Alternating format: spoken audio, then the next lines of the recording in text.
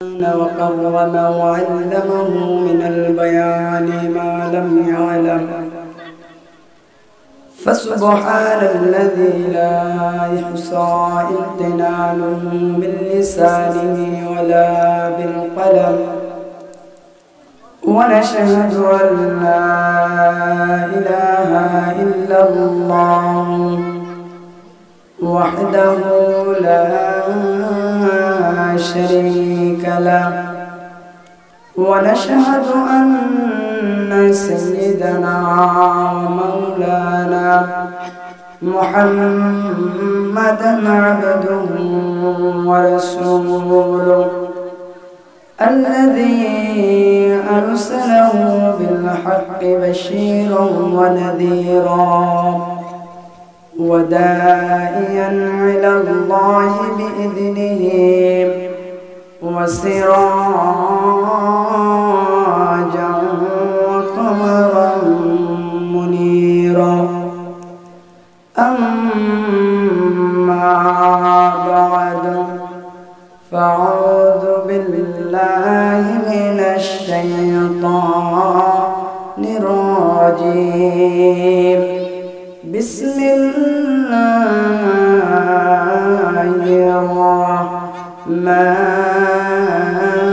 الرحمن الرحيم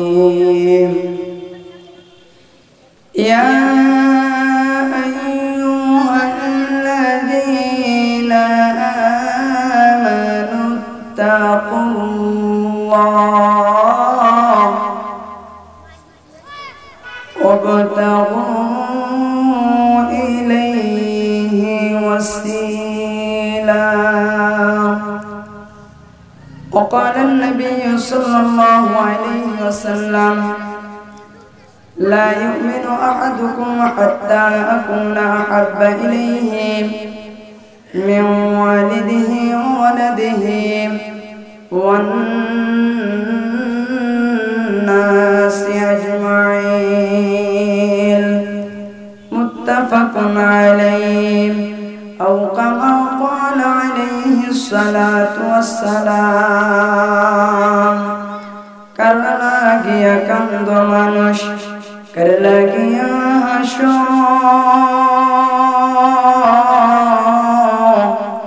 जे तुम्हारे करलो सृजन तारे भूले आसो এই পৃথিবীর মালিক যিনি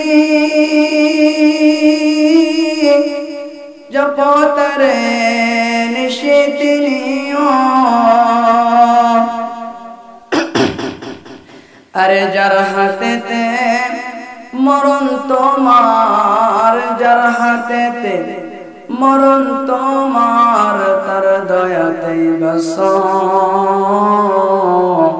कर लागिया कंद मनुष कर लागिया हशो क़यामत नौफलक में रजो अंबिया औलिया मुहतादुन शुद वजूदश रहमतन लिल आलमीन मसजद शुद हमराए जमीन अल्हम्दुलिल्लाह अल्लाह पाकेर दरबारे लाख कोटी तारीफ और प्रशंसा जे महान रब्बुल आलामीन जे महान मालिक अल्लाह ताआला আমাদেরকে ভালোবেসে সুস্থতা রেখে আল্লাহ তাবারক তাআলা রব্বুল আলামিন জান্নাতের বাগানের ভিতরে বসার সুযোগ করে দিয়েছেন সেই মহান মালিকের দরবারে সকলে জবান খুলে উচ্চ আওয়াজে কণ্ঠ ছেড়ে দিয়ে শুকরিয়া আদায় করে বলে আলহামদুলিল্লাহ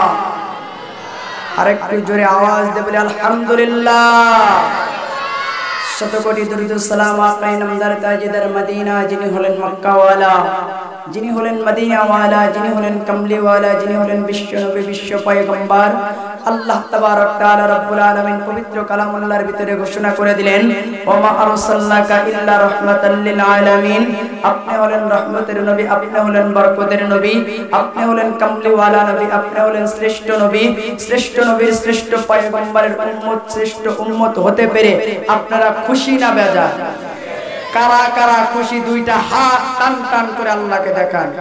লিল্লাহি তাকবীর, লিল্লাহি তাকবীর। কোরআন সুন্নাহর আলম। এটা কইতে মনে হয় ভয় পাইতেছেন, তাই না? অবশ্যই ভয় পাইতেছেন। ঈমানটা যদি তাজা থাকতো, ঈমান যদি মজবুত থাকতো, ঈমানের যদি ভলিউম থাকতো, তাকবীর দিতেও আপনারা এরকম ভাবে নরমাল তাকবীর দিতেন না। ঈমানের বলিষ্ঠ আওয়াজ তারাই দিয়েছেন। খালিদ বিন ওয়ালিদ ঈমানের বলিষ্ঠ আওয়াজ দিয়ে কাফের বেঈমানদের অন্তরে কম্পন সৃষ্টি করেছে। ওমর রাদিয়াল্লাহু তাআলা আনহু যখনই তাকবীর দিয়েছে, বেঈমান কাফের থরথর করে কাঁপছে। শুধু তাই নয়, জমিন পর্যন্ত কাঁপছে। আপনার আমার তাকবীরে আশেপাশে যদি দুই একটা শয়তান থাকে, কয় যাক কাম হবে, আজকের মাহফিলটা কিছুটা হলে গন্ডগোল লাগা যাবে, যেহেতু শ্রোতাগুলা সব দুর্বল, ঈমানটা সব দুর্বল। এই জন্য একটা কথা আমি শুরুতেই বলি, এলাকার সন্তান আপনারা তো আমাকে শুলেও দিবেন না, ফাঁসিও দিবেন না, মারবেন না, হয়তো তিক্তলা দুই চারটা কথা বলবেন, আবার আপনারাই কোলে জড়াইয়া দিলে আপনারাই দুইটা চুমো দিবেন, তাই না? আপনারাই লাথি দিবেন, আপনারাই বুকে জড়াইয়া নেবেন। এই জন্য এলাকার সন্তান দুই চারটা কথা যদি আঁকা বাঁকা হয়ে যায়, রাগ করবেন না তো, গোসা করবেন না তো, ধৈর্য সহকারে শুনবেন। আজকের যিনি প্রধান মেহমান, আমাদের কাছে অত্যন্ত নতুন মুখ। হয়তো আমরা তার মামার জবানের তাফসীর অনেক মানুষ শুনেছেন, কিন্তু তার মুখে শোনেন নাই। আজকে উনি আসছেন এখানে, আল্লাহ তাআলা যেন তাকে কবুল করে নেয়, হযরত মাওলানা নুরুল ইসলাম কাসেমী সাহেবকে, এবং তার জবান দ্বারা যেন আল্লাহ তাআলা এমন কিছু কথা, আমলেতি কথা যেন বের করে দেয়, যা শুনে আমি আপনার সকলে যেন আমল করতে পারি। এই দোয়াটাই তো আমরা করতে থাকবো ইনশাআল্লাহ। তাই যেই নবীকে সৃষ্টি না করিলে আল্লাহ তামাম দুনিয়ার কিছুই সৃষ্টি করতেন না। সকলে জবান খুলে কলিজা উজাড় করে মাইকের আওয়াজ যত দূর পর্যন্ত যাইতেছে, সকলে নবীকে ভালোবেসে নবীর প্রতি দরুদ করে নি বলি সাল্লাল্লাহু আলাইহি ওয়াসাল্লাম। আলহামদুলিল্লাহ, আমি আপনাদের সামনে পবিত্র কালামুল্লাহ থেকে একটা আয়াত তেলাওয়াত করেছি, সূরা মাইদা, এবং আল্লাহর নবীর অসংখ্য হাদিস থেকে একখানা হাদিস আপনাদের সামনে আমি পেশ করেছি। এর উপরে দুই চারটা ভাঙা ভাঙা কথা বলবো, এর আগেই মেহমান চলে আসবে ইনশাআল্লাহ। ভাঙা ভাঙা দুই চারটা কথা যদি বলি, আপনারা ধৈর্য ধরে শুনবেন তো। ওই যে একটা কথা আছে যে গায়ের ফকির বলে গায়ে ভিক পায় না, আমি তো গায়ের সওয়াল। যেহেতু এখানে বসি, ভালো লাগলেও শুনতে হবে, না লাগলেও শুনতে হবে। এখানে যতক্ষণ পর্যন্ত মেহমান না আসবে ততক্ষণ পর্যন্ত থাকতে হবে। এই জন্য আমি লম্বা আলোচনা করব না, লম্বা সময়ও দিব না, আমি আপনাদেরকে কষ্টও দিব না। যে আল্লাহ তাবারক তাআলা রব্বুল আলামিন দুনিয়াতে আমাকে আপনাকে পাঠাইছেন একমাত্র কার গোলামি করার জন্য? কার গোলামি? আওয়াজ যত বেশি দিবেন, প্রথম থেকে আওয়াজ দিবেন, ঈমানের আওয়াজ তত বেড়ে যাবে। আর যত ধীরে ধীরে ধীরে ধীরে কথা বলবেন, তত বৈলম কমে যাবে। এই জন্য আওয়াজটা আমি চলে যাওয়ার পরে যে বক্তা আসবে, আরেক মেহমান আসবে, আওয়াজটা আপনারা যত দিবেন তারা উৎসাহ পাবে, তত কম খুলে, কলিজা খুলে, জবান খুলে আপনাদেরকে বয়ান শোনাইতে পারবে। এই জন্য আওয়াজ দিতে পারবেন তো? না আওয়াজ দিলে আপনাদের কষ্ট হবে, না আওয়াজ দিলে আপনাদের উপরে রিমান্ড জারি হবে, আওয়াজ দিলে আপনাদের কি জেল জরিমানা হবে। আওয়াজটা আপনারা দিন। যা হয়, আজকের সভাপতি সাহেব আছে, কমিটি আছে, আমাদের বড় ভাইরা আছে, তাদের উপর হয়ে যাবে। আপনাদের শ্রোতার আপনাদের কিছুই হবে না, কিছুই হবে না আপনাদের। আপনারা শুধু আওয়াজ দিবেন। আল্লাহ রাব্বুল আলামিন আপনাকে আমাকে দুনিয়াতে পাঠাইছেন কার গোলামের জন্য? কার গোলামের জন্য? আল্লাহ পাকের গোলামি বাদ দিয়ে যদি, আল্লাহ পাকের দাসত্ব বাদ দিয়ে যদি দুনিয়ার ভিতরে মানুষের গোলামি করি, মানুষের গুণগান গায়, একটা ইলিপের কাঠের জন্য, একটা নির্বাচনী কম্বলের জন্য, এরকম ভাবে টিউবওয়েল পাওয়ার জন্য যদি আমি মেম্বার, চেয়ারম্যান তার প্রশংসা করতে থাকি আল্লাহর গুণগান বাদ দিয়ে, তাহলে আল্লাহ তাআলা খুশি হবেন না বেজার হবেন? আওয়াজ দিয়ে বলেন, খুশি না বেজার হবেন? আল্লাহ তাআলা এই জন্য বান্দাকে ডাক দেয়া বলতেছেন, ও বান্দা বান্দিরা, দুনিয়ার ভিতরে আমি তোমাদেরকে এত সুন্দর সুন্দর নিয়ামত দিলাম, বিনা দরখাস্তে। কোনোদিন তো আমার কাছে দরখাস্ত করো নাই, আপিল করো নাই, আমার কাছে তো কোনোদিন তোমরা ধন্না দিয়ে চাও নাই, মালিক দুনিয়াতে পাঠাইলা, দুনিয়াতে আসছি, আল্লাহ নিঃশ্বাস ফলাইতেছি, নিঃশ্বাস ত্যাগ করতেছি, আল্লাহ এই নিঃশ্বাস আবার উঠানের তৌফিক দিও। আয় আল্লাহ, অক্সিজেনের যেই মৌসুমগুলো ফল দেখা যায় না, ওই ফলগুলো তুমি আমাকে খাওয়ায়ো। এরকম ভাবে কি আল্লাহর কাছে কোনোদিন আমরা দরখাস্ত করেছি? কোনোদিনও করি নাই। কিন্তু আল্লাহ তাআলা ডাক দেয়া বলতেছেন, বান্দা তোদেরকে এত সুন্দর সুন্দর নিয়ামত আমি আল্লাহ তাআলা দিলাম, আর আমার নিয়ামত খায়া, আমার গুণগান খায়া আমার সাথে কেমনে তোমরা নেমো খারামি করো? কেমনে নেমো খারামি করো বান্দা? আল্লাহ তাআলা তোমাকে আমাকে হায়াত নামক দৌলত দান করেছেন। আল্লাহ তাবারক তাআলা তোমাকে আমাকে সুস্থতার নিয়ামত দান করেছেন। আল্লাহ তাআলা তো পারতো তোমাকে আমাকে প্রতিবন্ধী বানায়া, পঙ্গ বানায়া হাসপাতালের বেডে শোয়া রাখতে, কিন্তু আল্লাহ তাআলা তা না করে বান্দাকে এত সুন্দর নিয়ামত আল্লাহ তাআলা দিয়েছেন। বান্দা সুন্দর নিয়ামত পাইয়া, সুন্দর জবান পাইয়া, সুন্দর চেহারা পাইয়া, ও বান্দা তোমার শরীরের গঠনটা এত সুন্দর করে দিলাম, বান্দা তুমি একটা বার আমার নিয়ামতের শুকরিয়া আদায় করলে না। কিন্তু দুনিয়ার ভিতরে একটা মেম্বার, একটা চেয়ারম্যান, একটা তোমাকে আটার কার্ড দিল, ইলিপের কার্ড দিল, একটা কম্বল তোমাকে দিয়ে দিল, একটা টিউবওয়েল তোমাকে দিয়ে দিল, একটা বয়স্ক ভাতা কার্ড তোমাকে করে দিল। একটা বয়স্ক ভাতার কার্ড পাইয়া, একটা টিউবওয়েল পাইয়া, কম্বল পাইয়া, নেতার যত গুণগান গাইতেছো, এর যদি কিঞ্চিত পরিমাণ গুণগান আমি আল্লাহ পাকের যদি বান্দা তুমি গাইতা, দুনিয়ার ভিতরে তোমার কোনো অভাব হইতো না। কিন্তু দুনিয়ার মানুষ আমরা বুঝি না, আমরা মনে করি যে আমার ছেলের যদি চাকরি না থাকতো আমার সংসার চলতো না, আমার ছেলের যদি এরকম সরকারি চাকরি না হয়তো, আমার ছেলের যদি এরকম প্রাইমারি স্কুলে চাকরি না হয়তো, আমার ছেলেকে যদি মেম্বার একটা চাকরি না দিত, আমার ছেলেকে যদি মেম্বার একটা মাস্টারির চাকরি না দিত, এরকম একটা পিয়নের চাকরি না দিত, একটা কর্মচারীর কাজে যদি না কাটাইয়া দিত, তাইলে আমার পরিবার চলতো না, আমার গোষ্ঠী চলতো না। কিন্তু আমার এই সংসারটা চলতো না, একমাত্র সংসারটা চলতেছে আমার সন্তানের চাকরির বিনিময়ে। কিন্তু না রে বান্দা, না,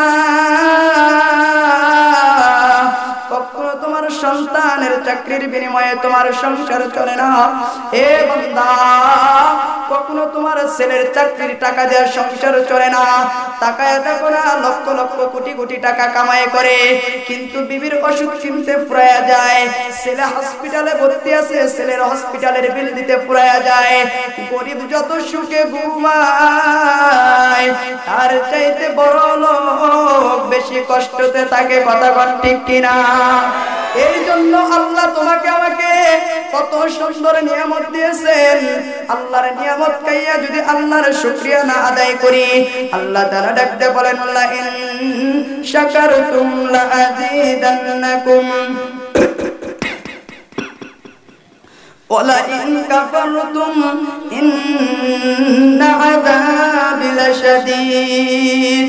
ও বান্দা, ও বান্দা বান্দিরা, দুনিয়ার ভিতরে এত নিয়ামত দিলাম, আমার নিয়ামত পাওয়ার পরে বান্দা আমার নিয়ামতের শুকরিয়া আদায় করলা না, আমার গুণগান গাইলা না বান্দা, আমি আল্লাহ তাআলা একদিন না একদিন তোমার কাছ থেকে নিয়ামতগুলো ছিনায়া নিব তে নিব রে বান্দা।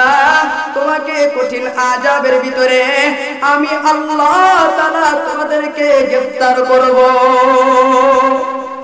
এই কঠিন আযাবটা কোন দিন হবে? দুনিয়ার জমিনে হবে না হাসরের ময়দানে হবে? আল্লাহ তো রহ প্রমাণ দুনিয়াতে দেখায় দিছে বান্দা। দেখো না কোটি কোটি টাকার মালিক ছিল, অর্থ সম্পদের মালিক ছিল, ব্যাংক ব্যালেন্সের মালিক ছিল, গাড়ি বাড়ির মালিক ছিল, কিন্তু আল্লাহ তাআলা এমন বেঁধে দিয়েছেন সমস্ত অর্থ সম্পদ শেষ পর্যায়ে আল্লাহ তাআলা পথের ভিখারি বানায়া ছেড়ে দিয়েছেন। কথা কোন ঠিক কিনা? এই জন্য নিয়ামতের শুকরিয়া আদায় করব কার? নিয়ামতের শুকরিয়া আদায় হবে কার? দুনিয়ার কোন সরকারের না কোন নেতার, কোন এমপির না মন্ত্রীর?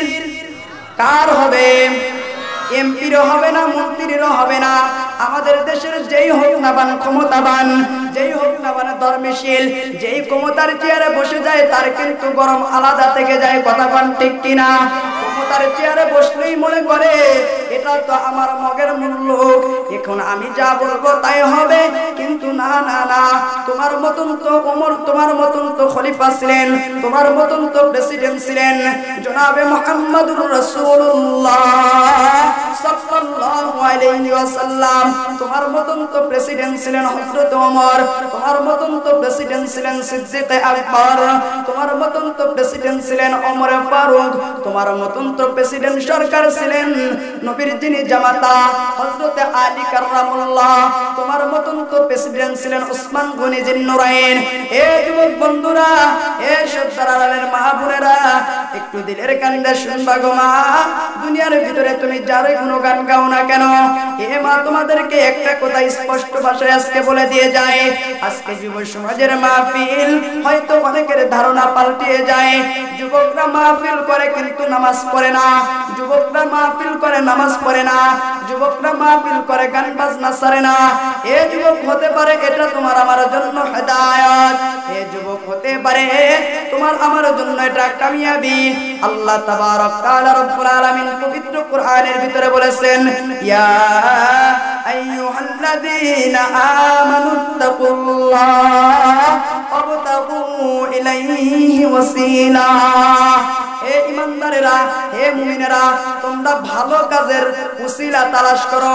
ওয়াবতাগু ইলাইহি ওসিলা, এই ওসিলা মানে কিন্তু দুনিয়ার পীর ধরার কথা বলে নাই। আল্লাহ তাআলা বলেছেন ভালো কাজের ওসিলা তালাশ করো। ভালো কাজ কোন দিকে গেলে পাওয়া যাবে? আজকে যেমন একটা মাহফিল করেছে, হতে পারে এই মাহফিলের দ্বারা একজন যুবকের দিল পরিবর্তন হতে পারে, হতে পারে একজন মুরব্বির দিল পরিবর্তন, হতে পারে একজন মার দিল পরিবর্তন, হতে পারে একজন যুবকের দিল পরিবর্তন। সারা জীবন মদ খাইছে, গাঁজা খাইছে, সারা জীবন জুয়ার আড্ডায় বসে থাকছে, কিন্তু হতে পারে রে আজকের মাহফিলের জন্য আল্লাহ যদি কবুল করে নাই, এই ভালো কাজের উসিলায় তো আল্লাহ মাফ করে দিতে পারে কি পারে না? অবশ্যই পারে। না আপনাদের বিশ্বাস হয় না? বিশ্বাস হয়। যদি আল্লাহ যদি মাফ করে দিতে পারে, তাইলে ভালো কাজের উসিলা তালাশ করব কি করব না? করব কি করব না? আজকে এই কাজটা ভালো না মন্দ? ভালো না মন্দ? যদি আমি এখন কথা বলি তাইলে অনেকের কলিজা তো আঘাত লাগতে পারে। এই মাহফিল সম্পর্কে অনেকজনই নানান কটু কথা এবারও বলেছে। ভাই, আমার দুঃখের বিষয়, আমি এই কথাটা না বললে পারি না, যেহেতু এলাকার সওয়াল, যতই পারেন না আপনারা গালিগালাজ আমার জবান বন্ধ রাখতে পারবেন না। যেই সমস্ত আল্লাহর বান্দারা, যেই সমস্ত মুরব্বীরা, যেই সমস্ত বাবারা বলো, এ যুবকেরা তোরা মাহফিল কেন করবি? মাহফিলের পরিবর্তে গানের প্যান্ডেল দে। আমি তো বলতে পারি যে জন্মের সময় তোমার জন্মের ঠিক ছিল না, তুমি একটা মাহফিল বন্ধ করে গানের প্যান্ডেল কেমনে দিতে বলো? আমার জবান দ্বারা আমি বলি, তুমি তো আসলে আবু জাহেল, উতবা, সাইবা, ওলীদ ইবনে মুগীরার বংশধর। কথা ঠিক কিনা? وقال الذين كفروا لا تسمعوا لهذا القرآن والغوا فيه لعلكم تغلبون। কোরআনের কথা যেখানে হবে, কোরআনের আওয়াজ যেখানে হবে, সেখানেই হট্টগোল, গন্ডগোল, সেখানেই ক্লিকবাজি, সেখানেই কিরিমিরি করে কোরআনের মাহফিল বন্ধ করে দিবা। এইটা ছিল আবু জাহেলের বক্তব্য। আজ আবু জাহেলের উত্তরসূরি, নমরুদের উত্তরসূরি, ফিরাউনের উত্তরসূরি, সাদ্দাদের উত্তরসূরি, আব্দুল্লাহ ইবনে উবাইদের উত্তরসূরি বাংলার জমিনে রহ রহ আছে। কথা কান ঠিক কিনা? এই সমস্ত নাস্তিক মুনাফিকদেরকে বলতে চাই, ও মুনাফিকের বাচ্চারা শোন, মুনাফিকের বাচ্চারা কানের তুলা সরা, কানের তুলা সরায় দে শোন। যেই জবান দিয়ে বলেছে কোরআনের মাহফিল বন্ধ করে গানের প্যান্ডেল হোক, মৃত্যুর সময় আল্লাহ তোর ওই জবানটা বন্ধ করে দিবে।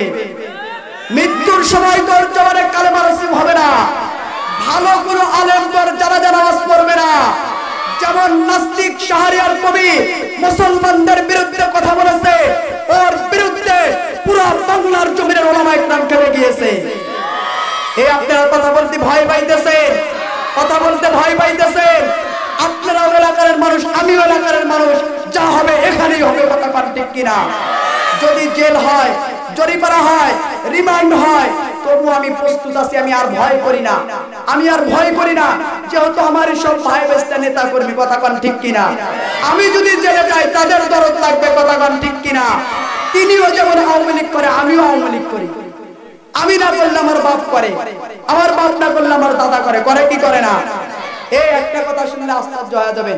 আপনারা আওয়ামী লীগ সরকারকে কত ভালোবাসেন, আমার দাদার চাইতে কেউ বেশি ভালোবাসেন নাই, দাদার চাইতে কেউ বেশি ভালোবাসেন নাই। তিনি আওয়ামী লীগ সরকারের জন্য রোজা রাখছে। আপনারা কয়জন কর্মী দেখাইতে পারবেন যে রোজা রাখছি? কয়জন দেখাইতে পারবেন? এই কয়জন কর্মী এরকম আছেন যে আমার বুকে বল নাই, কার বুকে বল থাকবে? আমি সাহস দিয়ে কথা বলবো না, কে বলবে? আমি কথা বলার অধিকার না, আপনি কথা বলার অধিকার। আমার যতটুকু অধিকার আপনারও ততটুকু অধিকার। কথা ঠিক না ঠিক? এই জন্য একটা কথা বলতে চাই, আপনি যত বড়ই নেতা হন, আপনি যত বড়ই নেতা হন, যত পাওয়ারফুলি হন, আপনি ক্ষমতা নিয়ে হয়তো আপনার এলাকার নেতা, হয়তো আপনার এলাকার চেয়ারম্যান, হয়তো বা মেম্বার, আপনাকে আমরা সিলেক্ট করি, সম্মান করি, শ্রদ্ধা করি, কিন্তু যদি আপনি ইসলামের বিরুদ্ধে, ওলামা ইকরামের বিরুদ্ধে, হকের বিরুদ্ধে যদি কথা বলেন, আপনাকে আমরা ছেড়ে দিব না, আপনাকে আমরা ছেড়ে দিব না। আপনার বিরুদ্ধে প্রতিবাদ করার জন্য রক্ত দেওয়া লাগলে রক্ত দিব, জিহাদের প্রয়োজন হলে জিহাদের ডাক দিব, কথা বলেন ঠিক কিনা?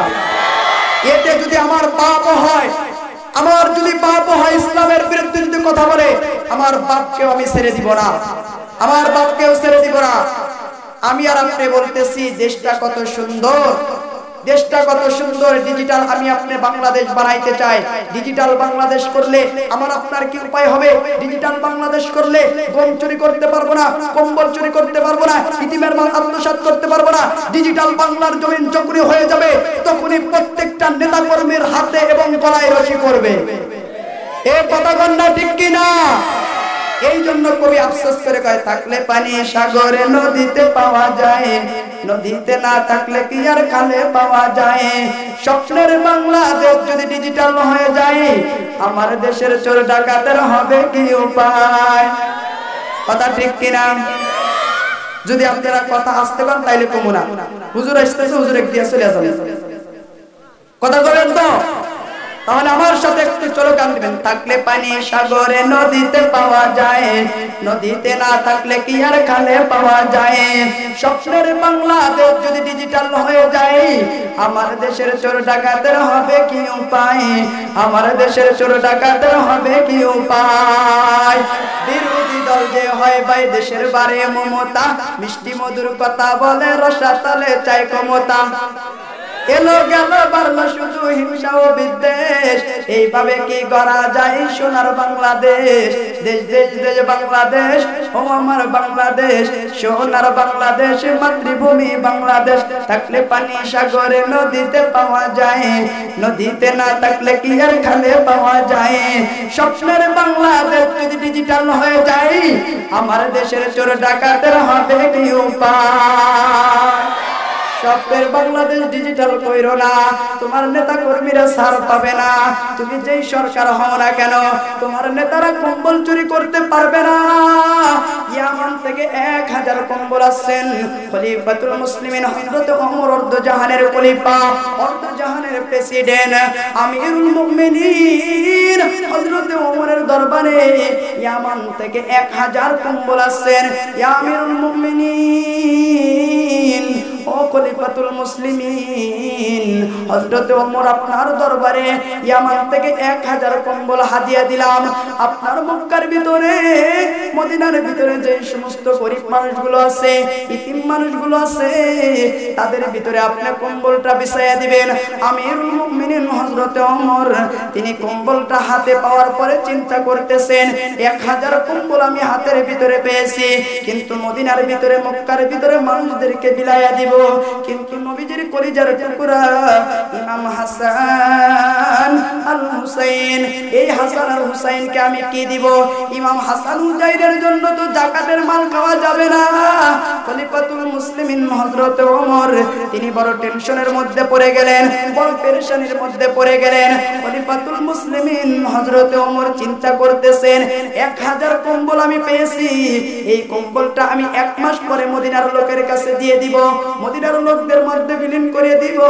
খলিফাতুল মুসলিমিন এই চিন্তা ভাবনা কইরা তার খাদেম আসলামকে ডাকতে বলতেছে, এই আসলাম, ইয়ামান থেকে 1000 কম্বল আছে, ইয়ামানের 1000 কম্বল গুডাউনের ভিতরে আটকায় রাখো, কিন্তু খবরদার এই কথাটা যেন কেউ না শুনতে পারে, এই কথাটা যেন মদিনার কোনো লোক না জানতে পারে।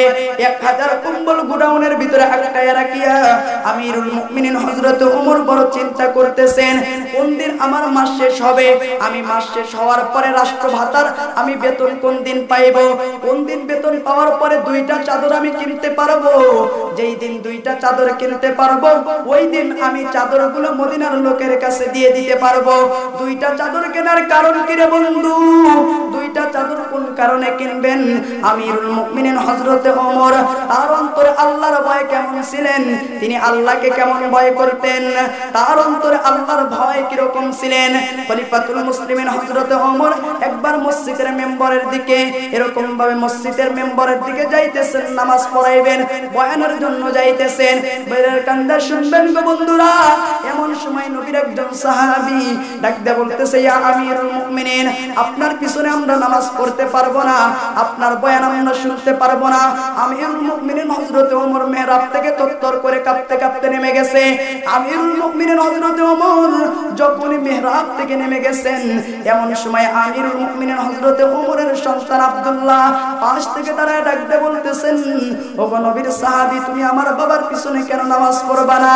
ডাকতে বলতেছেন, এই আব্দুল্লাহ, তোমার বাবার দিকে তাকায় দেখো, তোমার বাবা আমাদেরকে একটা করে পাঞ্জাবি দিয়েছে বাইতুল মাল থেকে, তোমার বাবাও একটা পাঞ্জাবি নিয়েছে, কিন্তু তোমার বাবার পাঞ্জাবিটা হলো বড় আর আমাদের পাঞ্জাবিটা হলো ছোট, এই জন্য তোমার বাবার পিছনে আমরা নামাজ পড়তে পারবো না। তোমার বাবা ইনসাফ মতে বিচার করে না, ইনসাফ তোমার বাবার ভিতরে নাই। আমিরুল মুমিনিন হযরত ওমর চোখের পানি ছাইরা দিয়া কান্দিতেছেন। এমন সময় আব্দুল্লাহ ডাকতে কয়, ও নবীর সাহাবীরা, তোমরা শুধু আমার বাবার বড় জুব্বা দেখেছো, কিন্তু আমার বাবার জুব্বার দিকে কি তোমরা তাকাইছো? এমন সময় নবীর সাহাবীরা তাকায়া দেখে আমিরুল মুমিনিন হযরত ওমর রাদিয়াল্লাহু তাআলা তার জুব্বার ভিতরে সেলাইয়ের দাগ দেখা যায়। ডাকতে বলতেছেন, নবীর সাহাবীরা, তোমরা হয়তো জানো না আমার বাবা বাইতুল মাল থেকে একটা জুব্বা পেয়েছে, আমি আব্দুল্লাহ একটা জুব্বা পেয়েছি। ও নবীর সাহাবীরা, আজকে জুমার নামাজ তোমরা সকলে পড়ার জন্য আসছো, তোমাদের শরীরের ভিতরে নতুন পাঞ্জাবি দেখা যায়, কিন্তু আমি আব্দুল্লাহ আমার শরীরের ভিতরে দেখতেছো একটা পুরান জুব্বা, আমার নতুন জুব্বাটা আমার বাবারে দান করে দিয়েছি। আমার বাবা এই জুব্বাটা নিয়া আমার বাবা জুব্বাটা কাইটা তার জুব্বার সাথে লাগাইছে, সেই জন্য তার জুব্বাটা বড় হয়ে গেছে। এই জুব্বা পরিধান করিয়া তোমাদেরকে ইমামতি করার জন্য আসছে। নবীর সাহাবীরা কান্দারে ডাকতে কয়, আব্দুল্লাহ, তোমার বাবার তো জুব্বার দিকে আগে তাকাই নাই, তোমার জুব্বার দিকেও তো তাকাই নাই, শুধু তাকাইছি তোমার বাবার লম্বা জুব্বাটা। ও আব্দুল্লাহ, তোমার বাবার লম্বা জুব্বা আমরা দেখেছি, কিন্তু তোমার শরীরে যে পুরান জুব্বা এইটা আমরা দেখি নাই। আমিরুল মুমিনিন হযরত ওমর কান্দে। এমন সময় নবীর প্রত্যেকটা সাহাবী হাউমাউ করে কান্দে। এমন আমির পাইছি, আমির নিজের সন্তানের শরীরে পুরান পোশাক পরিধান কইরা দেয়, আর তিনি তালি দেওয়া জামা গায়ে দিয়া আমাদের ইমামতি করার জন্য আসে। আর আমাদের দেশের নেতারা যদি একবার ক্ষমতায় যায়, যদি একবার নির্বাচনে উঠতে পারে, বাড়ি করে ঢাকা শহরে। ঠিক না ঠিক? আর একটু জোরে। আর আমাদের নেতাদের ছেলেদের অ্যাপাচি গাড়ি, সুজুকি গাড়ি, প্রাইভেট কার, নারী যদি অপরাধ করে তারা, তাদের বিচার হয় না কোনো বাড়ি। গরিবের ছেলে যখনই অপরাধ করে এরকম ভাবে মাঠে ময়দানের ভিতরে ঢোল কইরা বিচার করা হয় কি হয় না? কিন্তু ধনীর ছেলে যত অপরাধ করবে, নেতার ছেলে যত অপরাধ করবে, সপ্পান মাফ হয়া যাবে। কিন্তু আমিরুল মুমিনিনের মতন যদি নেতা হইতে পারো, আমিরুল মুমিনিনের মতন যদি তুমি নেতা হইতে পারো, আমিরুল মুমিনিন হযরত ওমরের যদি ইতিহাস বলি বাবা, ঘন্টার পর ঘন্টা চলে যাবে কিন্তু শেষ হবে না। একবার খলিফাতুল মুসলিমিন হযরত ওমর তিনি মদিনার ভিতরে এরকম ভাবে একটা ব্রিজ নির্মাণ করতেছিল, অথবা ইয়ামানের এরকম একটা ব্রিজ নির্মাণ করতেছিল, একটা ব্রিজ নির্মাণ অথবা কালপাট নির্মাণ করতেছিল। করা অবস্থায় একটা কুকুর এরকম ভাবে অথবা বিড়াল এই কালপাটের উপর দিয়ে পার হয়ে যাইতেছিল। যাওয়ার সময় ব্রিজের উপর থেকে অথবা তক্তা একটা ভেঙে বিড়ালটা মাটিতে পইরা গেছে। আমিরুল মুমিনিন হযরত ওমরের দরবারে বিড়ালটা নিয়ে গেছেন। এমন সময় আমিরুল মুমিনিন হযরত ওমর বিড়ালের দিকে তাকায়া তাকায়া কান্দে আর চোখের পানি ছাইরা যায়। এমন সময় নবীর সাহাবীরা ডাকতে কয়, আমিরুল মুমিনিন হযরত ওমর আপনি এমন ভাবে কেন ক্রন্দন করতেছেন? একটা সাধারণ বিড়াল একটা এরকম ভাবে তক্তা অথবা গাছের উপর থেকে পার হইতে পড়ে গেছে, তাই আপনি এমন ভাবে ওজর নয়নে কেন কান্দিতেছেন? হযরত ওমর ডাকতে কয়, নবীর সাহাবীরা তোমরা হয়তো জানো না, আমি আমিরুল মুমিনিন, বর্তমান অর্ধজাহানের খলিফা, অর্ধজাহানের প্রেসিডেন্ট। এই বিড়ালটা যদি পায়ে আঘাত পাইয়া যদি মারা যাইতো আর হাসরের ময়দানে যদি আমার বিরুদ্ধে যদি মামলা করতো, ওমরের রাষ্ট্র চলা অবস্থায় আমি পড়ে গাইয়া আমার পায়ের ভিতরে ব্যথা পেয়েছিলাম, আল্লাহর দরবারে যদি ওই দিন আমার আল্লাহর হাসরের ময়দানে যদি ওই দিন আমার দরবারে যদি এরকম ভাবে অভিযোগ দেয়, তাইলে আমি ওমর আল্লাহর দরবারে আসামির কাঠগড়ায় দাঁড়ায় যাইব। এই জন্য আমি কান্নাকাটি করতেছি। কিন্তু আমার দেশের নেতারা, আমার দেশের মন্ত্রীরা এরকম ভাবে সাত পাইলিং করে হলো রড পরিবর্তন, বাস, কথা কোন ঠিক কিনা? রাস্তার ভিতরে রটের পরিবর্তন, বাস দেয় কি দেয় না? রংপুরের ঘটনা অনেকেই দেখছেন পেপার পত্রিকায়, এরকম ভাবে ব্রিজ তৈরি করতেছে, এরকম ব্রিজের ভিতরে রড পরিবর্তন, বাস ঢুকাইতেছে। খালি আইটাওয়ালা বাস যত নিবার পারো, নির্বাচনে তো তুলসী এই কারণে আইটাওয়ালা বাসই নেওয়ার জন্য। কথা কোন ঠিক কিনা? কথা কোন ঠিক কিনা? রটের পরিবর্তন বাস দাও। ওমরের সাথে যদি আল্লাহর জান্নাতে যেতে চাও, হক প্রতিষ্ঠা করো, ইনসাফ মতে বিচার করো, তাই না ওমরের সাথে আল্লাহর জান্নাতে যাইতে পারবা, নতুবা কিন্তু আল্লাহর জান্নাতে যাইতে পারবা না। মসজিদ করে দাও, মাদ্রাসা করে দাও, যতই দিনী প্রতিষ্ঠান করায় দাও, ইতিম ছাত্রকে খাইতে দাও, তোমার খাওয়ার চেয়ার দামও থাকবে না। এই জন্য ওমরের মতন যদি ইনসাফ ওয়ালা হতে পারেন, আমার কথাই কি রাগ করতেছেন? রাগ করতেছেন? ওমরের মতন ইনসাফ ওয়ালা হইতে পারলে একজন নারী বেপরদায় চলতে পারবে না, ওই নারী রাস্তায় নেমে সমান অধিকারের নামে স্লোগান দিতে পারবে না। আজকে নারীরা হুন্ডা চালায়, আজকে নারীরা সাইকেল চালায়। হায়রে আমাদের কপাল কত ভালো, ছেলেরা পরীক্ষা দিয়ে স্কুল থেকে কোনোদিন সাইকেল পায় না, কিন্তু মেয়েদের জন্য সাইকেলের ব্যবস্থা। কথা কোন ঠিক কিনা? কয়েকদিন পরে যুবকদের বাদ দিয়ে মেয়েদের দিবে মোটর সাইকেল। স্কুল থেকে দিতেছে কি দিতেছে না? ভাবনিরালায় গজব কেন এলো এ বাংলায়, শান্তি কেন নাই বাংলায়? নারীরা চাই স্বাধীন হতে, পুরুষের আর দরকার নাই, শহর থেকে গ্রামগঞ্জ মোটর সাইকেল তাও চালায়। ভাবনিরালায় শান্তি কেন নাই বাংলায়, গজব কেন নাই বাংলায়, এলো এ বাংলায়। শান্তি কেন নাই বাংলায়? কথা ঠিক কিনা? নারীরা আজকে শহরেও মোটর সাইকেল চালায়, গ্রামগঞ্জেও নারীরা মোটর সাইকেল চালায়। এই জন্য যদি ওমরের মতন যদি তাকওয়া অর্জন করতে পারো বন্ধু, ওমরের মতন যদি তুমি তাকওয়া অর্জন করতে পারো, ইয়া আইয়ুহাল্লাযীনা আমানুত্তাকুল্লাহ, হে ঈমানদারেরা তোমরা ভয় করো আল্লাহকে। এমন ভয় করার মতন ভয় করো, এমন ভাবে ভয় করো আল্লাহকে যেই ভয় করার কারণে দেখো ওমর ফারুক রাদিয়াল্লাহু তাআলা তিনি কিন্তু গরিবের মাল আত্মসাৎ করে নাই, একটা জুব্বাও কিন্তু তিনি বেশি নিতেন না। বাইতুল মালের তো তিনি অর্ধ জাহানের তো খলিফা, তিনি কিন্তু ইচ্ছা করলে তিনি কিন্তু অট্টালিকা বানাইতে পারতেন, গাড়ি বাড়ি বানাইতে পারতেন, কিন্তু খলিফাতুল মুসলিমিন হযরত ওমর তেনার আরেকটা ঘটনা ছোট্ট করে আপনাদেরকে শোনায়া দেই। খলিফাতুল মুসলিমিন হযরত ওমর যখন অর্ধ জাহানের খলিফা, তার ছেলে একটা ছোট্ট ছেলে ছিলেন যার নাম ছিলেন আবু শামা। এই ছোট্ট ছেলে আবু শামা মদ পান করেছেন। খলিফাতুল মুসলিমিন হযরত ওমর যেটা দেখেছেন, নিজ চোখে দেখার পরে হযরত আবু শামাকে এমন ভাবে খলিফাতুল মুসলিমিন হযরত ওমর ধরেছেন, ধরার পরে ডাক দিয়ে বলতেছেন, ছেলে তুমি কি নেশা করেছো? তুমি মাতলামি হয়ে কেন রাস্তার ভিতরে ঘোরাফেরা করতেছো? এমন সময় আবু শামা ডাক দিয়ে বলতেছেন, আব্বা গো আমি নেশা করি নাই, আমি মুগ্ধ হই নাই, আমি এরকম ভাবে দুনিয়ার কোনো নেশায় মুগ্ধ হই নাই। খলিফাতুল মুসলিমিন হযরত ওমর তার কথাবার্তা দেখে বুঝতে পারলেন তিনি নেশায় মগ্ন হয়ে আমার সাথে আবল তাবল কথা বলতেছে। এমন সময় খলিফাতুল মুসলিমিন হযরত ওমর তার মাথার পাগড়িটা খুলছেন বাজান, মাথার পাগড়িটা খুলিয়া ওমরের সন্তানের হাত দুইটা বাঁধছেন। হাত দুইটা বান্দা আমিরুল মুমিনিন হযরত ওমর এরকম ভাবে মসজিদের দিকে টেনে টেনে শেষরায় নিতেছেন। ওমরের ছেলে আবু শামা কান্দে আর ডাক দে কয়, বাবা আমি ভুল করে ফেলেছি বাবা, আমি আর জীবনে কোনোদিন মদ্যপান করব না, আমি অজান্তে মদ পান করেছি বাবা, তুমি আমাকে মাফ করিয়া দাও, তুমি আমাকে মাফ করিয়া দাও বাবা, আমি আর জীবনে এরকম ভাবে নেশায় মুগ্ধ হব না। আমিরুল মুমিনিন হযরত ওমর কিন্তু তারই সন্তান কিন্তু মদ্যপান করেছে বাবা, দুনিয়ার কোনো মানুষ দেখে নাই, আমিরুল মুমিনিন হযরত ওমর দেখেছে, কিন্তু তিনি তার সন্তানকে রেহাই দেয় নাই।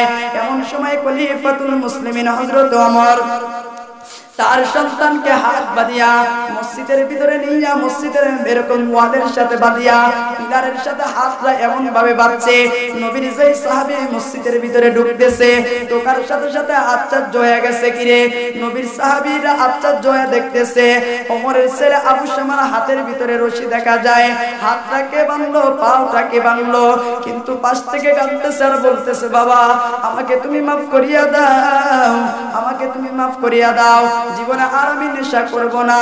কিন্তু নবীর প্রত্যেকটা সাহাবী দেখতেছেন আমিরুল মুমিনিন হযরত ওমর সুন্নাত নামাজের মুসাল্লায় দাঁড়ায় গেছেন। বন্ধু একটু দিলের কান্দে শুনবেন, সুন্নাত নামাজের মুসাল্লায় দাঁড়ায় গেছেন।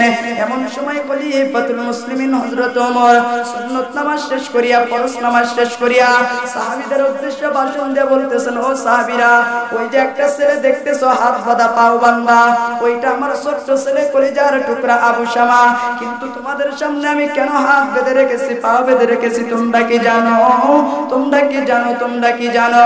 নবীর প্রত্যেকটা সাহাবী ডাক দেখো, ইয়া আমিরুল মুমিনিন আমরা কেমনে জানবো আপনার ছেলের হাতের ভিতরে রশি পায়ের ভিতরে রশি? আমিরুল মুমিনিন হযরত ওমর ডাক দেখো, ও নবীর সাহাবীরা আমার সন্তান আবু শামা তিনি মদ পান করেছে, নেশায় মুগ্ধ হয়ে আমার সাথে আবল তাবল কথাবার্তা বলেছে, কিন্তু আমি ওমর অর্ধ জাহানের খলিফা, আমি আমার সন্তানকে বিচার করতে চাই আল্লাহর তাকওয়া দিয়া।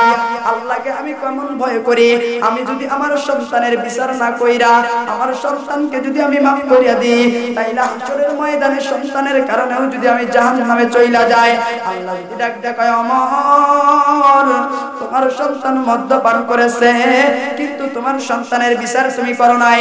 তুমি কেমনে রাষ্ট্র চালাইলা, তুমি কেমনে রাষ্ট্র চালাইলা, হক বিচার তুমি প্রতিষ্ঠা করো নাই। আমিরুল মুমিনিন ডাকতে বলতেছে, আমার দেশের আইন, আমার দেশের নীতি, আমার দেশের ভিতরে নীতি, কেউ যদি জেনা করে তাকে এরকম ভাবে পাথর নিক্ষেপ করা, কেউ যদি মদ পান করে নেশায় মুগ্ধ হয় তাহলে তার উপরে চাবুকের আঘাত করা। আমি ওমর আমিরুল মুমিনিন, আমি ডাকতে বলতেছি, ও নবীর সাহাবীরা, আমার সন্তান মদ্যপান করেছে, তাই বলে তোমরা মনে করো না আমার সন্তানকে আমি মাফ করে দিব না। না, আমার সন্তানের বিচার আমি ওমর নিজে হাতে করব। এমন সময় জল্লাদকে ডাকতে কয়, জল্লাদ, আমি ওমর আমার সন্তানের উপরে একটা নয়, দুইটা নয়, 40টা বেতের এরকম ভাবে আইন জারি করলাম, অথবা 50টা বেতের আইন জারি করলাম। আমিরুল মুমিনিন হযরত ওমর আইনটা জারি করার সাথে সাথে জল্লাদকে ডাকতে বলতেছে, জল্লাদ তুমি আমার সন্তানের বিচার করো।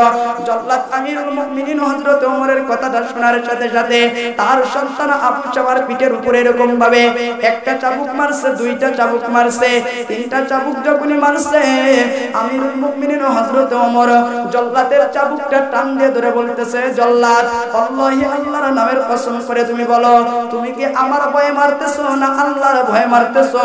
এমন সময় জল্লাদ চোখের পানি ছেড়ে টান দিয়ে কয়, ইয়া আমিরুল মুমিনিন, আল্লাহর নামের শপথ করে বলতেছি, আপনি যেই জায়গার ভিতরে বসে আছেন আর আপনার সন্তানকে পাশে রাইখা আমি জল্লাদ কেমনে আল্লাহর ভয়ে চাবুক মারবো? আমি চাবুক মারতেছি আপনার ভয়ে। না না, এই চাবুক মারলে ডোররা মারা হবে না, এই চাবুক মারলে বিচার হবে না, এই চাবুক মেরে কাজ হবে না। আমিরুল মুমিনিন নিজেই হাতে চাবুকটা উঠায় নিলেন। এরকম ভাবে চাবুকটা উঠায় নেওয়ার পরে একের থেকে আবার আমিরুল মুমিনিন শুরু করলেন। এক দুই মারতেছেন, নবীর সাহাবীরা ডাকতে বলতেছেন, ও আমিরুল মুমিনিন, এটা তো 3টা চাবুক মারা হয়েছে, কেন আপনি আবার একের থেকে চাবুক মারতেছেন? এমন সময় আমিরুল মুমিনিন হযরত ওমর ডাকতে বলতেছেন, ও নবীর সাহাবীরা, জল্লাদ যে 3টা চাবুক মেরেছে, 3টার পরিমাণ একটা চাবুকের সমান ওজন হয়েছে, এই জন্য আমি আবার একের থেকে শুরু করলাম। এরকম ভাবে 2-3 মারতে মারতে মারতে মারতে বাজান যখন 30টা চাবুকের আঘাত মেরেছেন, আবু শামা অজ্ঞান হয়ে জমিনের ভিতরে পড়ে গেছেন। হযরত ওমর বড় ক্লান্ত হয়ে গেছেন, তার শরীর থেকে ঘাম জরজর করে পড়তেছেন। এমন সময় একজন সাহাবীকে ডাক দেয়, ও সাহাবী, আমার জন্য এক পেয়ালা পানির ব্যবস্থা করে দিতে পারবা কিনা? নবীর সাহাবী দৌড়ায় আগে এক গ্লাস পানি নিয়ে আসছে, মনে করছে পানিটা আবু শামাকে খাওয়ায়া দিবে। এই পানিটা আনার সাথে সাথে হযরত ওমর দগদগ করে পানিটা খায়া ফেলাইলেন। খাওয়ার পরে কিছু পানি অংশ গ্লাসের তলিতে বেঁচে গেলেন। এই অংশের পানিটা আবু শামার চোখে মুখে যখন ছিটা মারছেন, আবু শামা আবার সুস্থ হয়ে গেছেন। এমন সময় আমিরুল মুমিনিন হযরত ওমর আবার এরকম ভাবে ওমরের পিঠের উপরে, ওমরের ছেলে আবু শামার পিঠের উপরে এরকম ভাবে চাবুক মারা শুরু করছেন। চাবুক মারতে মারতে ওমরের ছেলে দুনিয়া থেকে বিদায় নিয়ে চলে গেছেন। ইন্না লিল্লাহি ওয়া ইন্না ইলাইহি রাজিউন। ওমরের ছেলে আর দুনিয়াতে নাই। সাহাবীদেরকে ডাকতে বলতেছেন, সাহাবীরা, আমার কলিজার টুকরা আবু শামা দুনিয়া থেকে বিদায় নিয়ে চলে গেছে। ও সাহাবীরা, তোমরা আমরা আমার ছেলে আবু শামার কাফন দাফনের ব্যবস্থা করো, কবর করণের ব্যবস্থা করে দাও। এমন সময় আমিরুল মুমিনিন হযরত ওমরের কথা মতে সাহাবীরা কবর খনন করলেন, কাফন দাফনের ব্যবস্থা করলেন। বাজান কাফন দাফনের ব্যবস্থা করিয়া আমিরুল মুমিনিন হযরত ওমর তার সন্তানকে নিজে হাতে কবরের ভিতরে নামাইলেন। কবরের ভিতরে নামাইয়া কপালের ভিতরে একটা চুম্বন দিলেন। কপালের ভিতরে চুম্বন দিয়া আমিরুল মুমিনিন হযরত ওমর কবরের যখন মাটি সম্পূর্ণ শেষ হয়ে গেলেন, প্রত্যেকটা সাহাবী বাড়ির দিকে চলে গেলেন, কিন্তু হযরত ওমর চলে যান না। হযরত ওমর কেমন তাকওয়া ছিলেন, কেমন আল্লাহর আইন প্রতিষ্ঠা করতেন। বাবা, একটু দিলের কান্দে শুনবেন, হুজুর অল্প সময়ের মধ্যে এসে যাবে। আমি টাইম দিয়েছিলাম হুজুরকে 9:30 পর্যন্ত, কিন্তু হুজুর এখনো আসতেছে না। আয় মুসলমান বন্ধুরা, একটু দিলের কান্দে শুনেন। হযরত ওমর যখন কবরের কাজটা শেষ হয়ে গেছে, সমস্ত সাহাবী চলে গেছেন, কিন্তু আমিরুল মুমিনিন হযরত ওমর যান না। আমিরুল মুমিনিন হযরত ওমর কবরের পাশে দাঁড়ায় আছেন। প্রত্যেকটা সাহাবী চলে গেছেন। এমন সময় আমিরুল মুমিনিন হযরত ওমর তার কোমর থেকে চাবুকটা টান দিয়ে বের কইরা আবার তার মৃত্যু সন্তানের কবরের উপরে এরকম ভাবে আবার 40 থেকে শুরু করে 41 42 এরকম ভাবে মারতে মারতে 50টা চাবুক মারা যখন শেষ হয়ে গেছে, আমিরুল মুমিনিন হযরত ওমর চাবুকটা দূরে ছুঁড়ে ফেলিয়া দিয়ে কবরের উপরে হাম্মাও করে কান্দে আর ডাকতে কয়, আল্লাহ আমার সন্তানের বিচার আমি করেছি, আল্লাহ তুমি আমার সন্তান আবু শামারে মাফ করিয়া দিও, আল্লাহ আমার সন্তানকে যেন তুমি জাহান্নামের আগুনে জ্বালাও না, আমার ছোট্ট কলিজার টুকরা আবু শামাকে আমি মাফ করে দিছি, আল্লাহ তুমি আমার সন্তানকে মাফ করে দিও। একজন আমিরুল মুমিনিন জাহানের খলিফা তার সন্তানের বিচারে কিন্তু কিঞ্চিত পরিমাণ কম করে নাই, করছে কি মৃত্যু হয়ে গেছে তাও কবরের উপর 10টা মারছে, কিন্তু আমার আর তোমার সন্তান কত অপরাধ করে এর কিন্তু বিচার হয় না। কথা ঠিক কিনা? এই জন্যই তো এই জমিনে গজব আসে, কথা কোন ঠিক কিনা? এই জন্যই তো গজব আসে, হক বিচার প্রতিষ্ঠা করতে পারো না, দোষীদেরকে তোমরা খালাস দিয়ে দাও, বিনা দোষীদেরকে কারাগারে রাখো। এই জন্য আল্লাহর জমিনে রহমত বরকত উঠে যাইতেছে। অযোগ্য মানুষগুলো এরকম চেয়ারে বসে ক্ষমতার দাপট দেখাইবে, এটা কিয়ামতের আলামত। অযোগ্য মানুষগুলো মূর্খ, নাদান, জাহেল, যাদের ভিতরে ইসলামের কোনো জ্ঞান নাই, ক্ষমতার চেয়ারে বসে ওলামা ইকরামের দিকে চোখ রাঙায় কথা বলে। তুই যে ওলামা ইকরামের দিকে চোখ রাঙায় কথা বলস, তোর মার জানাজা, তোর মার বিয়ে কে পড়াইছে, তোর বাবার জানাজা কে পড়বে, তুই যখন দুনিয়াতে আসছিস তোর কানে কে আজান দিয়েছে, কথা কোন ঠিক কিনা? না এরকম ভাবে লালার ফকির আজান দিয়েছে, এই কথা কোন নাকি লালার ফকির আজান দিয়েছে, মন্দিরের এরকম ভাবে কোন ঠাকুর এসে আজান দিয়েছে, না মায়ের বিয়ে ঠাকুর পড়াইছে। ওই কিছুদিন আগে কুষ্টিয়ার একজন এসপি নিজের জানাজা নিজেই পড়বে, বলছে কি বলে নাই? বলছে কি বলে নাই? তোর জানাজা তুই কেমনে পড়বি? আমি তো মনে করি তোর মায়ের বিয়েটাও সলিড হয় না। কথা কোন ঠিক কিনা? আপনারা ভয় পাইতেছেন? ও কেমন করে কয় যে আমার জানাজা আমি পড়বো, কি বলবে বুক ভাষণ দিয়ে কয়। আমি তো বলি যে তোর মায়ের বিয়েও কেউ পড়ায় নাই, তোর মায়ের বিয়ে এমনি এমনি হয়ে গেছে, এমনি এমনি হয়ে গেছে। শোনো এই দেশটার গল্প বলি, আমাদের দেশটা স্বপ্ন পরি, সাত পরি, নীল পরি, রং পরি, এটাই আছে ভরি ভরি, এটাই আছে ভরি ভরি। কথা বল ঠিক কিনা? সুবিধাবাদ, জিন্দাবাদ, মারহাবা, পীরগিরি, বুজুর্গিরি সব কিছু আছে কি নাই? আছে কি নাই? এই জন্য কবি কয়, শোনো এই দেশটার গল্প বলি, আমাদের দেশটা স্বপ্ন পরি। আপনারা রাগ করতেছেন না ভয় পাইতেছেন? কিছু হবে না ইনশাআল্লাহ। আমি তো রাজনীতি করতেছি না। কবি যেরকম ভাবে বলেছে দেশটা স্বপ্নপুরী বানাইতে চাও, কিন্তু চোর ডাকাত, বদমাইশ, লুচ্চা, রাহাজানি কুলি এদেরকে দেশ থেকে তাড়িয়ে দাও। অযোগ্য মানুষের হাত থেকে ক্ষমতা ছিনিয়ে নিয়ে যোগ্যতাবান লোকের হাতে ক্ষমতা দাও, তাইলে তোমার দুনিয়ার ভিতরে অভাব হবে না, অনটন হবে না, রাহাজানি হবে না, খুন খারাপি হবে না। কথা কোন ঠিক কিনা? এই জন্য আমি আপনাদেরকে একটা কথা বলতে চাই, ও দত্তবাড়ির মুসলমান যুবক ভাইরা, যদি কোনোদিন জিহাদের ডাক আসে, যদি মরণকে বাজি রেখে রাস্তায় নামতে হয়, যারা ওলামা ইকরামের বিরুদ্ধে, ওলামা ইকরামকে ওভারটেক করে, ওলামা ইকরামের বিরুদ্ধে কটু কথা বলে, তাদের বিরুদ্ধে যদি জিহাদের ডাক আসে রাস্তায় নামতে রাজি আছেন?